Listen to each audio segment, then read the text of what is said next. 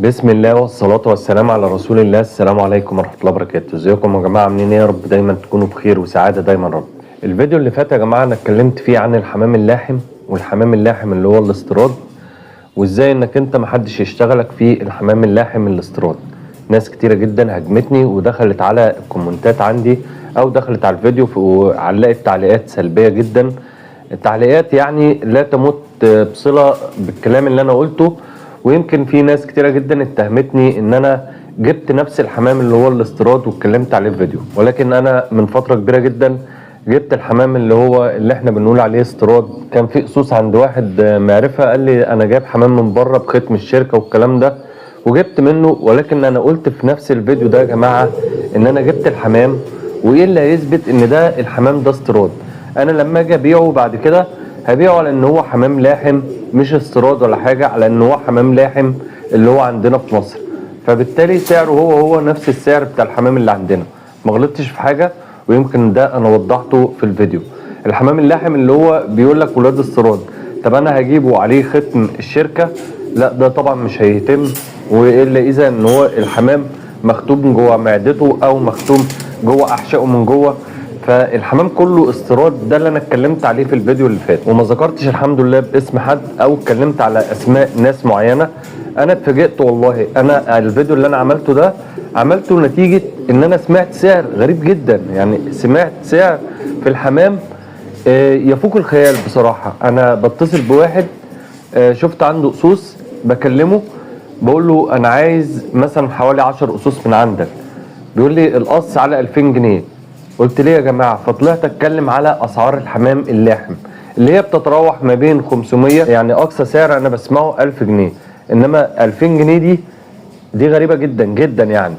1000 جنيه دي كمان بتقيمها نتيجه الحمامه اللي عندك او الحمام اللي هو موجود عندك، وبتقول ده حجمه حلو، بيلحم العش في العش، حمامه بتطلع لي وزن حلو، شكلها حلو، الدرب بتاعها حلو، المواصفات بتاعتها حلوه. قيمها بقى زي ما انت عايز، ابدأ مثلا من 500 لحد 1000 جنيه اللي احنا اتكلمنا عليها، ولكن بقى ما تجيش تهاجمني وتاخد الكلام على نفسك وتقول لي انت في فيديو قديم عملت كذا كذا، او اتكلمت وقلت عندي حمام استيراد. انا ما قلتلكش عندي حمام استيراد عشان ابيع لك حمام استيراد واقول لك ده ولاد استيراد، رغم ان كده ووضحت الكلام ده. وفي ناس كتيره جدا بتكلمني بتقول لي انا عايز حمام من الحمام الاستيراد. طب وانت ايه اللي يعرفك ان انا هبيع لك حمام استيراد؟ ما يمكن اشتغاله، وده اللي انا اتكلمت عليه في الفيديو ووضحته. انا عايز تثبت لي ان الحمام ده استيراد، واتكلمت على الحمام وقلت الحمام كله استيراد ولكن انتاج محلي. ده اللي انا وضحته في الفيديو. قلت يا جماعه بعض الناس هي اللي دخلت على الحمامه تهجينات، خلت الحجم بتاعه يكبر زياده عن اللازم. الحمامه دي طبعا لو انت غاوي هتعرف الحمامه دي ان هي مش بيور، ولكن حمام لاحم بيور هو حمام لاحم استيراد. الحمام ده استوردناه كلنا من بره واتكلمنا عليه قبل كده في فيديوهات، ولكن الحاجه الغريبه اللي انا طالع اتكلم عليها في الفيديو، اشمعنى يا جماعه لما بتكلم على الحمام اللاحم بيخش لي 100 واحد يعرضني فيه، ولما بتكلم على علاجات او بتكلم على ادويه تفيد الناس ما حدش بيخش يعرضني ليه؟ انا مش فاهم برضه. ولكن انا هفضل اتكلم على الحمام اللاحم، وهفضل اعارض في الحمام اللاحم على الاسعار بتاعته والاشتغالات بتاعته اللي هي في مصر، اللي وقعت سوق الحمام اللاحم في مصر، وقعته فعلا بمعنى الكلمه. الحمام كله يا جماعه خلاص راح لليبيا. ناس كتيره جدا دخلت تجار كبيره تقيله في السوق لمت الحمام اللاحم اللي هو النظيف ودته خلاص ليبيا، واللي راح السعوديه واللي راح الامارات، واحنا هنا عندنا شويه طفش عمالين نحكي ونتحكى فيهم نقول استيراد ومش استيراد. الا ما رحم ربي الناس قدرت تحافظ على السلاله بتاعتها وهي دي اللي بتشتغل عليها. ولكن بقى ما تقعدش تقول لي استيراد ومش استيراد. انا بتكلم على استيراد. كلمه الحمام اللاحم الاستيراد هو الحمام كله استيراد ولكن انتاج محلي. ايه اللي انا غلطته في الكلام ده يا جماعه؟ على فكره الحمام اللي انا اشتريته برضو واتكلمت عليه في فيديو قديم قبل كده، الحمام اللاحم اللي هو نقول عليه ولاد استيراد، والله العظيم اقسم بالله انا اشتريت بعد كده قصين 3 من واحد، والله العظيم احسن من الحمام اللاحم اللي انا جبته وبقول عليه استيراد.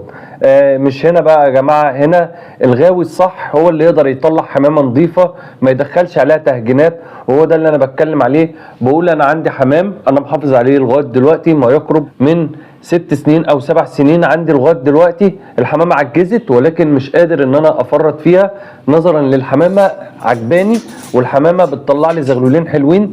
الحمام ده عندي هو ده اللي محافظ على السلاله بتاعته، وهو ده اللي انا بشتغل بيه. ممكن بعد كده اغير دم لو عندي قص من القصوص اللي عندي عاجبني، بغير بيه دم من الحمام بتاعي، واقدر اظبط الانتاج بتاعي، واقدر اظبط السلاله بتاعتي. والحمد لله كل الناس اللي خدت من عندي حمام، وما بعملش كده عشان اسوق الحمام بتاعي ولا حاجه، ولكن طلع اوضح كلام بيتقال غريب جدا، وناس كتيره جدا بتعارض معايا.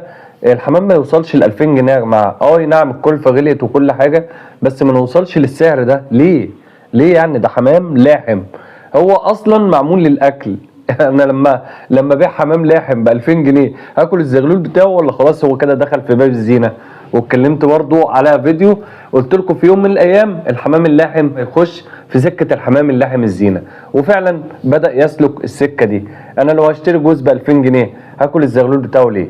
هفضل بعد كده اسوقه كبيع، ان انا مش هعمله اكل. حمامه اللاحم راحت في سكه الحمامه الزينه اللي هي بقيت انك انت تحب تشوفها في السلاكه، وده اللي انا بتكلم عليه، وده اللي انا دايما اتكلم عليه. وقلت الحمام اللاحم النظيف هو اصلا حمام معمول للاكل يا جماعه اساسا، ونزل السوق بتاعنا حمامه للاكل، انما وصلناها بقى للمرحله اللي احنا وصلنا لها دي. وده اللي انا كنت عامل حسابه في يوم من الايام ان يوصل المرحله اللي احنا بنتكلم عليها، اللي هي الحمام ان هو يوصل لحمام زينه. دي الاسعار اللي انا اتكلمت عليها في الفيديو اللي فات، والناس هاجمتني. وواحد داخل يتكلم بيقول له انت قمت بالواجب.